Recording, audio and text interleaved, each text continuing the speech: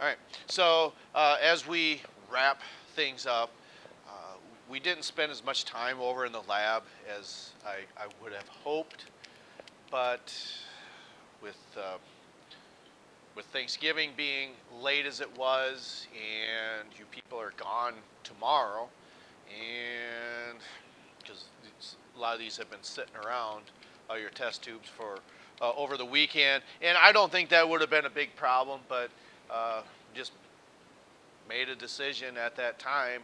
I think, right or wrong, you're going to have to make a decision, and it was made that we'll just wrap things up, and we did. So we'll enter the last segment of what this semester deals with, and what this is going to start the getting ready for next semester, and what we call general or reaction stoichiometry in regards to uh, what I consider the entire backbone of what chemistry actually is. Because when we started this year, okay, the first thing that we had done would say, okay, if you have 300 grams of tin, how many moles is that? Okay, that was the first thing that you had done. You take the amount of grams of tin and divide by its atomic mass, and then that gives you the number of moles. Then we proceeded a little further, and we might say, well, if we have 300 grams of, what's this compound? A little more specific. Iron 3 chloride. If we had 300 grams of iron 3 chloride, how many grams, or what's the percent composition of chlorine in those 300 grams of iron 3 chloride?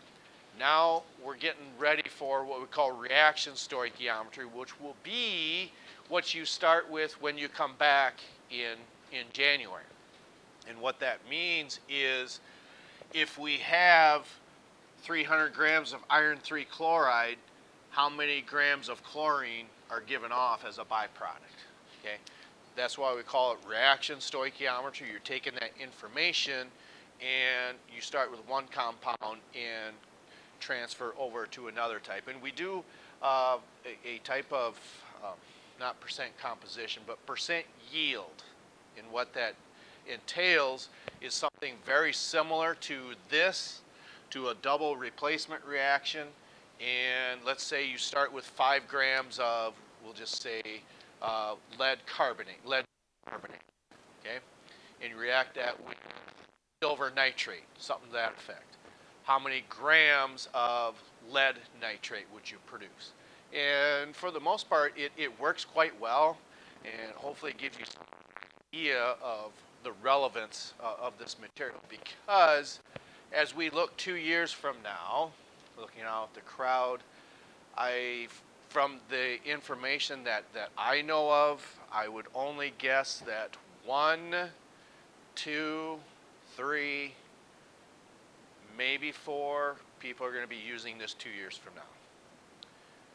And does that maybe sound accurate? You two here and back there. From what if you were a senior now, okay, would that sound accurate? Okay. Some of you are maybe going into some sort of medical field where you have to have this. Now, for some of you, you may have changed your mind. You're going to go to a technical school next, or 2 years from now. So, do any of you think, if I'm going to do that, I'm going to drop this in the spring because I don't need it anyway? We just want our 4 years of science. Well, you can go the distance.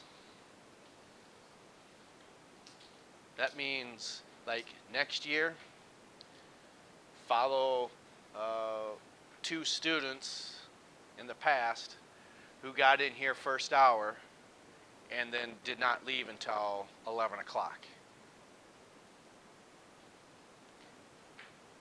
Do you think they're crazy?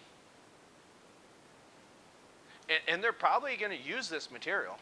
And I know for a fact one of them has. Like, I know I think Kyrie is wrapping up her dental hygiene schooling, probably. And I don't know what Malik is doing. I know he's up at SDSU, but I don't know what he studies up there. I thought it was going to be something with marine biology at some point, but I don't know if that's still the case. Maybe that was Keith instead. But for instance, those two got in here first hour, and then, like I said, did not leave until after third hour. So anyway, one of the things that when I was still at Worthington Community College, or Minnesota West as it's known now, and I had changed my major to education, I had asked, okay, chemistry professor, if I'm going into education, Gesundheit, what is it that you would suggest that I cover a lot of material on? It said balancing chemical reactions, just on account of a lot of students struggle with that, and especially maybe non-traditional students. One of the things that for those of you who are going to take this content 2 years from now, we want you to be prepared for that. We don't want you to go in there blind. We could just say, oh, we're just going to rush through this, just spend a little bit of time.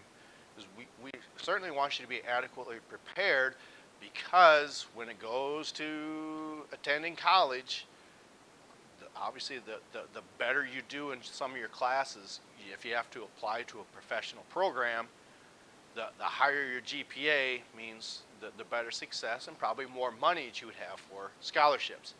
Okay, so what we had you write down yesterday were the 5 different types of reactions. Did anyone write them down? Okay, so what is SY? Synthesis. What is DC? Decomposition. What is SR? Okay, what would DR be? And then finally, CB is what? Combustion. And they are in that order from top to bottom, written in black, and also the equations that you see, they're also, the top with tin and oxygen, that's a synthesis. The iron 3 chloride is a decomposition. Your calcium chloride plus potassium is a single replacement, okay? And so on. So they are written in the order that what we see here. Okay.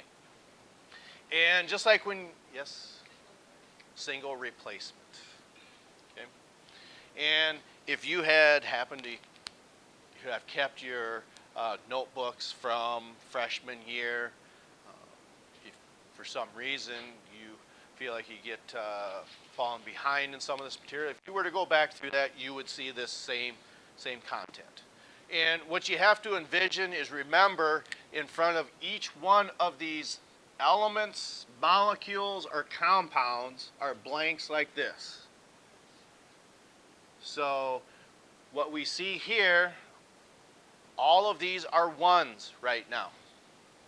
Okay? So what we see happening, we're taking some tin, and if you were to combine that with some oxygen, you probably need some heat with that, and you would form this tin 2 oxide.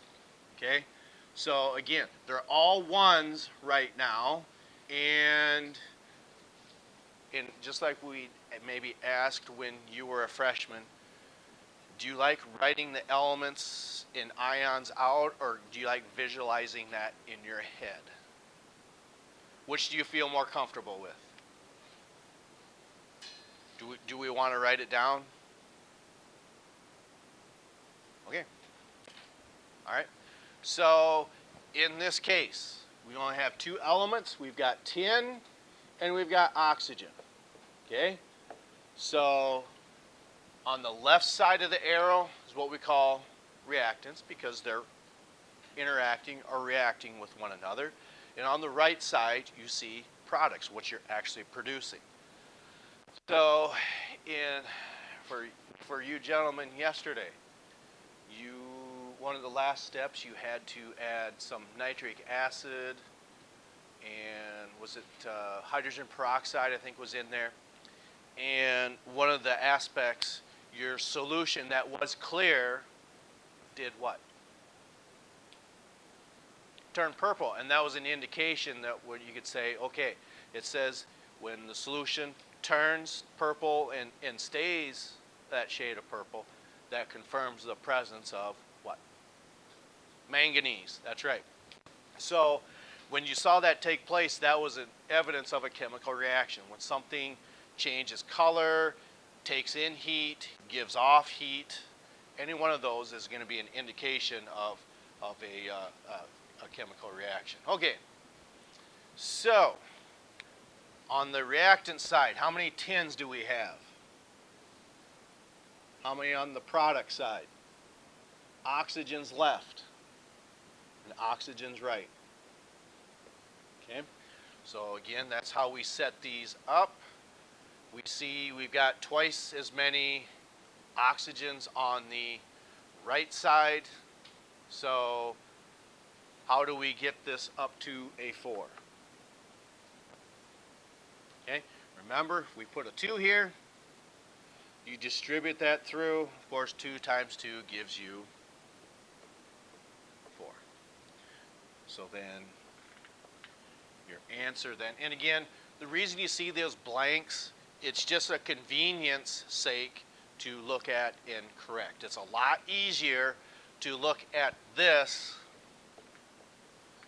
as opposed to reading through all these reactions. Because you got to remember, with 14 of you in here, and say on a typical assignment, there might be 10 reactions on there.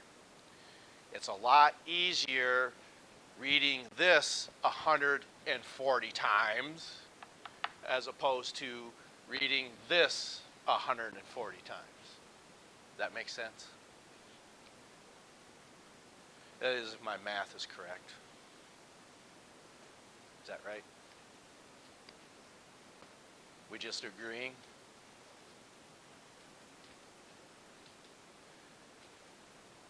Is my math right? 14 times 10, 140.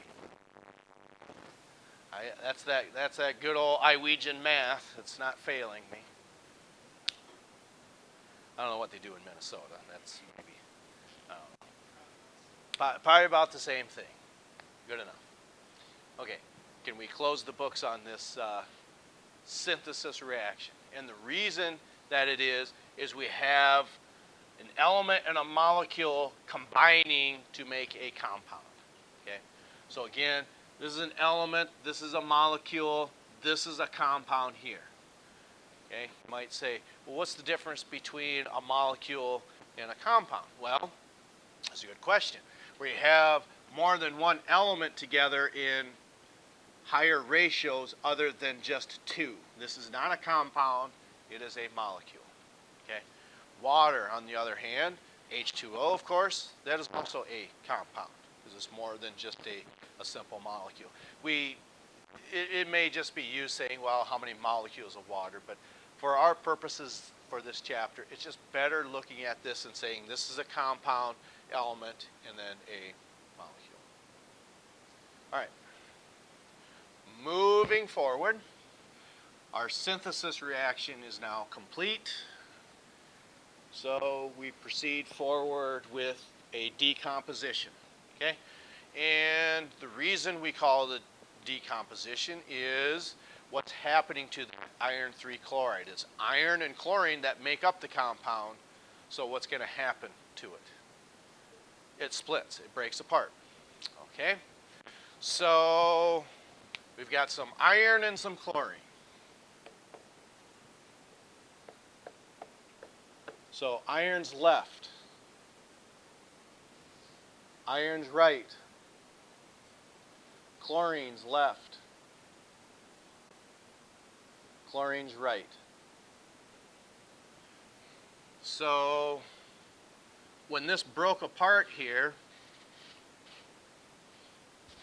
there's one iron here and one iron here. Why don't we just write it like that? Make things a lot simpler, wouldn't it? What did we say yesterday? Gases and halogens. They're diatomic. Diatomic means what? When they're by themselves, you need two. Okay. So, since these come in pairs and these are odd, how do you get that odd number up to an even one? By multiply it by 2. And what does that mean? You got to distribute it through the entire compound, right? So 2 times 1 gives you, okay? And 2 times 3 gives you 6. Okay? Now, we've got 1 iron over here and 2, so we're going to put a 2 here. Pretty simple. So how do we get that up to a 6 now? You want to multiply it by 3. And there we go. Look good? So how are we doing so far? Middle. Okay? Kind of start mixing these up rather than going from one side of the room to the others. That way you can't just relax and say, oh, he's not going to call on this group. So, all right. So right outside. Okay? Left side, left outside. Okay? Right middle, left middle. Okay? Is it kind of coming back to you now? Maybe yes, maybe no. So what part do you think is going to be the most difficult? Classifying these reactions or balancing them? Probably the classifying would be my guess. And maybe balancing, I don't know. So we've got these 2 out of the way. Okay. The best indication that comes to a single replacement reaction, we're telling you that's what that is in the green. But how would you know that that's a single replacement besides us telling you that it is? You're replacing, yes. You're right. We want you to know why you're right.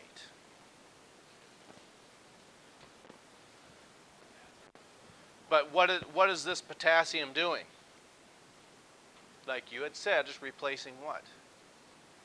At least that's what I interpreted you were saying. Yeah, it's calcium. So what you see, calcium was with chlorine over here, but now that calcium got replaced by the potassium. Okay? So, we know that this is a single replacement, and we've got 4 blanks. Okay? So, calcium, we've got chlorine, and we've got potassium. Okay, calcium's left.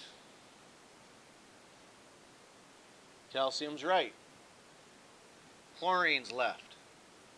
Chlorine's right. Potassium's left. And 1. Okay? Pretty straightforward. We've got 2 chlorines on the left, but only 1 on the right. So how are we going to, why not just do that? Now you've got it balanced, right? What are you illustrating, do you think, if you do that? Maybe this will give us a clue. Those charges don't add up to 0 now, do they? No. Well, if we can't do that, well, we need these coefficients. Why don't we just do this? Now we've got it balanced. Right? Nice shot. Okay? We've never taught you this before. Okay? So we don't want you to do that. So we'll put this KCl back up here. Remember, when you put something in front of the compound, you have to distribute it all the way through. So, what would we put here? We've got a 1. We're going to change it to what? Gesundheit. Okay?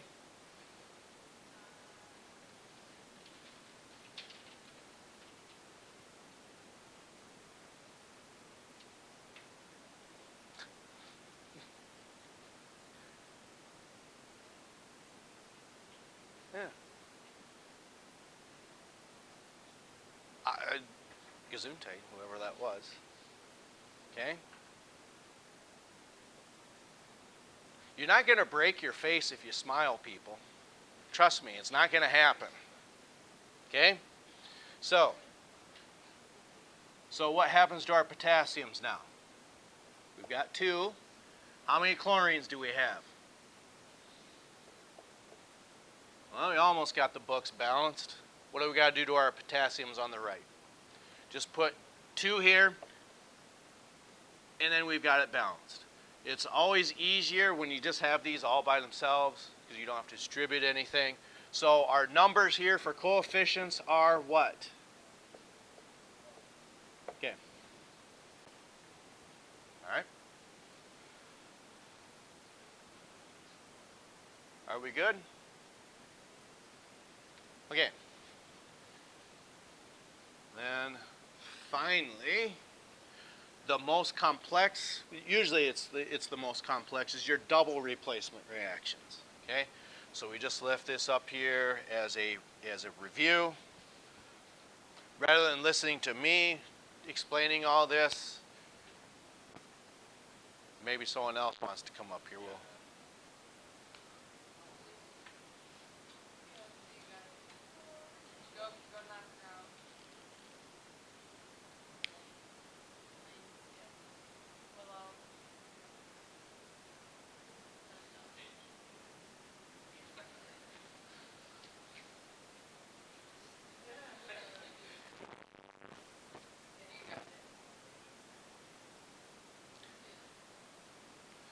You got a lot of confidence.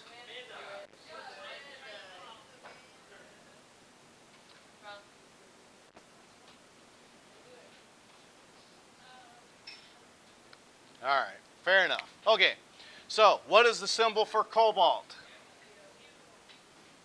One of the things that you're going to have to get through your head when we get to this general stoichiometry, it's not going to give you the equation every time. Okay? So there again, we want to make sure that we're proficient for that so when you go take this in college, we hit the ground running. Okay, so what's the formula for the nitrate ion? Okay? We said always go by your negative ions. Nitrate has a charge of negative what? What's the charge of the cobalt? Okay? And whether you were to look at your table, it would tell you that there as well, but that's what that Roman numeral 3 is for. Okay? So, least common multiple. Okay? So what's 3 divided by 1? Now we don't want to do that because you're saying you got 33 oxygens. Remember, this is 1 nitrate on its own, but we want 3 of them. So that's where your parentheses come in. Potassium sulfate. What is the symbol for potassium? What's sulfate?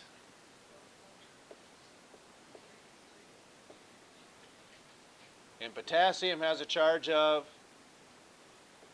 okay, least common multiple between 1 and 2. Okay, what is 2 divided by 2? 1. We've got 1 sulfate ion. What's 2 divided by 1? Okay. So if this is a double replacement reaction, which it is, okay, I think when you were introduced into this when you were a freshman, we would talk about dance partners. Okay?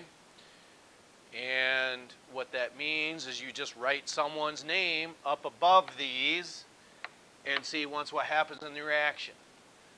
Do you think that would help? Something you want to try. Maybe you remember that.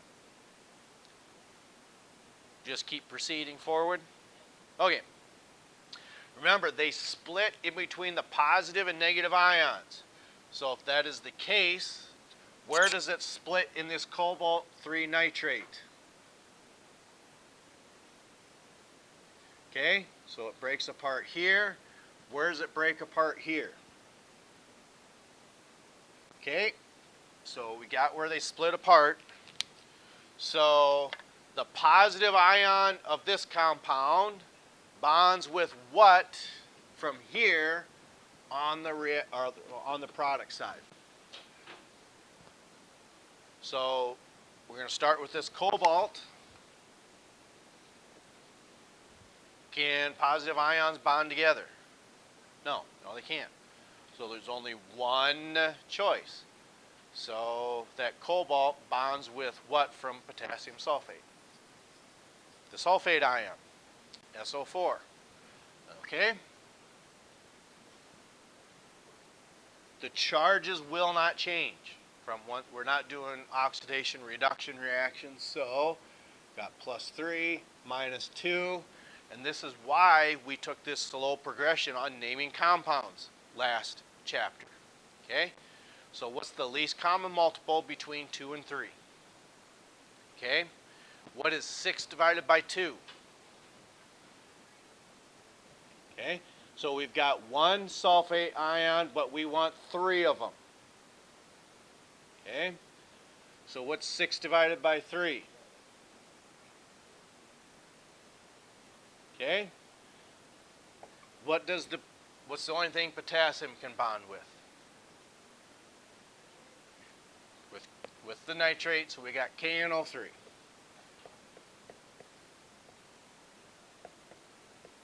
Do we need to do anything to this compound? No, because the charges add up to 0. All right. So, upon completing this, we've got cobalt. What other elements do we have? Okay. You want to split them up, or you can keep them together. You can split them up, but I guarantee you it's a lot easier if you keep them together. Okay? What else do we have?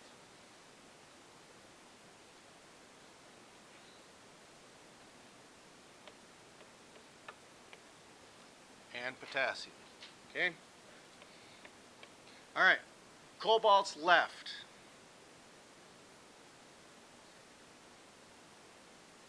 Cobalt's right. Nitrate's left.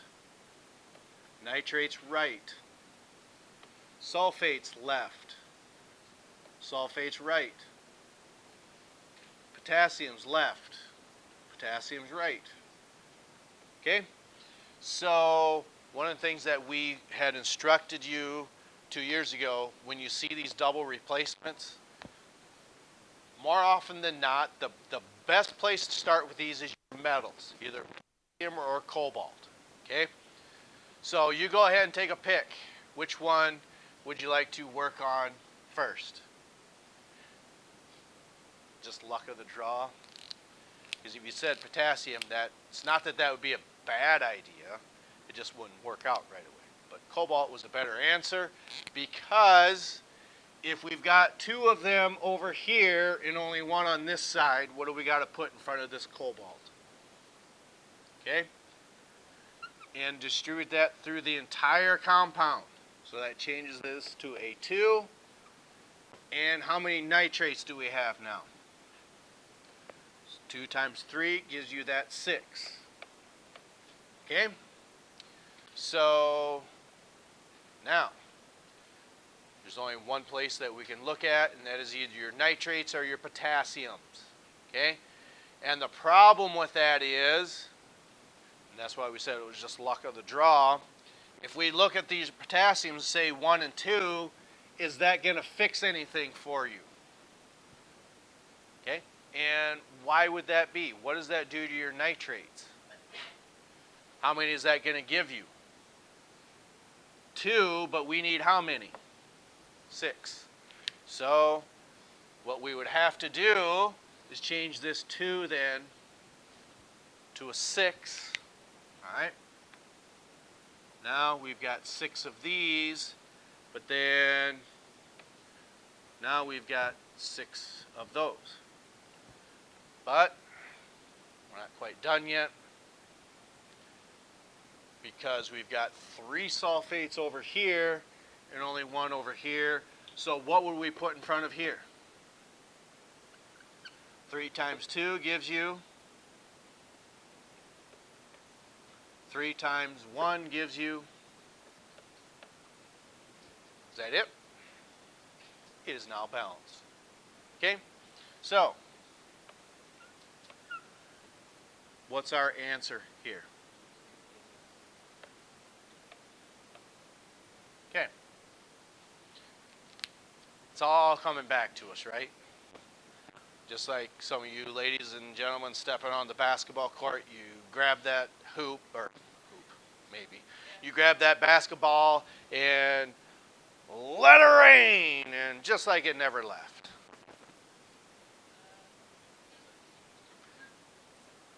You didn't even hit the rim. It was just going through. It was just hitting net. It wasn't even hitting the rim.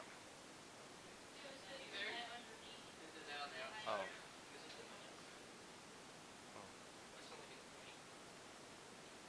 Okay. Fair enough. There is just one reaction to go through, and that's combustion, and we can save that for Thursday. Almost said tomorrow, but keep in mind, after 4th hour tomorrow, you're done for the day. Well, other than going to white. Is that right? Yes. Double replacement. Okay. So, right middle. Are we good?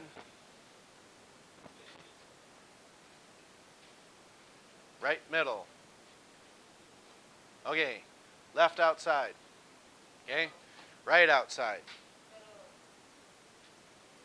Middle. Left middle. All right. We will pick up with this next time.